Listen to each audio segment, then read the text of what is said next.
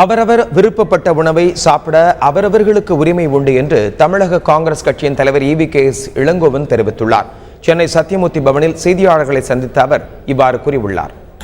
இந்துக்களும் முஸ்லிம்களும் ஒற்றுமையாக வாழ வேண்டும் என்று சொன்னால் இரண்டு தரப்பினருக்கும் அவர்களுக்கு நீங்கள் அவர்கள் விரும்புகின்ற சுதந்திரத்தை, முழுமையான சுதந்திரத்தை தர வேண்டும்.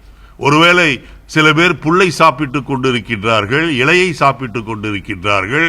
புல்லும் இலையும் ஆடுகளும் மாடுகளும் சாப்பிடுவது, ஆகவே மனிதன் சாப்பிடக்கூடாது என்று சட்டம் கொண்டு வந்தால் அது நியாயமா?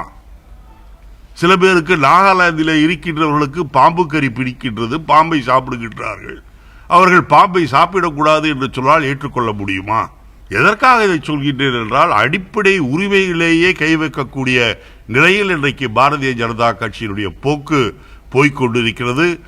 தொடர்ந்து பேசிய அவர் தூத்துக்குடியில் வரும் நவம்பர் 17ஆம் தேதி மண்டல மாநாடு நடைபெறும் என்று தெரிவித்துள்ளார். 6 மண்டலங்களில் மாநாடு நடத்திவிட்டு பின்பு 6 மண்டலங்களையும் சேர்த்து மாநாடு நடத்தப்படும் என்றும் அவர் கூறியுள்ளார். இதில் காங்கிரஸ் தலைவர் சோனியா மற்றும் துணைத் தலைவர் ராகுல் காந்தி கலந்து கொள்வார்கள் என்றும் அவர் தெரிவித்துள்ளார்.